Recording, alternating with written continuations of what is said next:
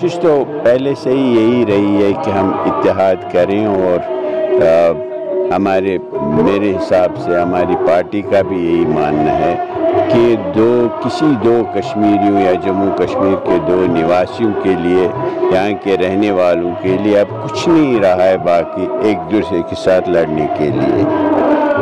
تو اس میں کوئی پراپرٹی کی جنگ نہیں، کچھ نہیں۔ ہمارا مقصد یہی تھا کہ ایک متحدہ آواز جائے باقی ملک تک، اور وہ پارلیمنٹ کے ذریعے ہی جائے گی کہ جو کچھ آپ نے کیا ہے بی جے پی نے جموں کشمیر کے ساتھ، جو ہمارا سب کچھ آپ نے لوٹ لیا ہے، ڈاکہ ڈالا ہے، تو وہ ہمیں منظور نہیں ہے۔ تو اس میں ایک متحد آواز جاتی تو اس کا اثر بھی ہوتا، اور کم اثر نہیں ہوتا تو کم از کم ہماری یکجہتی کا ایک ایکسپریشن ہوتا، تو وہ نہیں ہو سکا۔ اب دیکھتے ہیں، پارٹیاں اپنی اپنی حکمت عملی ترتیب دے رہی ہیں، ہم بھی اپنی طرف سے کوشش کریں گے۔ بی جے پی کا جو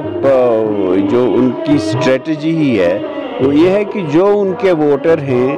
وہ کسی نہ کسی نام پہ متحد ہو جائیں، کبھی مندر کے نام پہ، کبھی یو سی سی کے نام پہ، کبھی این آر سی کے نام پہ، کبھی کسی اور کے نام پہ، تو وہ متحد ہو جائیں، اور جو بی جے پی کے خلاف ہیں یا ان کے ساتھ نہیں ہیں، اس میں کافی مجھے لگتا ہے 60% تو باقی ہندوستانی ان کو ووٹ نہیں دیتے ہیں، تو وہ ہیں، یا کشمیر تو خاص ان کا ایک ٹارگٹ ہے کہ یہاں جتنی بھی شکست و ریخت ہو سکے، یہاں جتنی پھوٹ پڑے،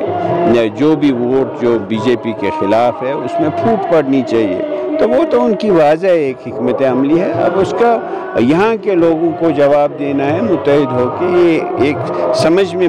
لانے والی بات ہے کہ کیسے اس کا توڑ کیا جائے۔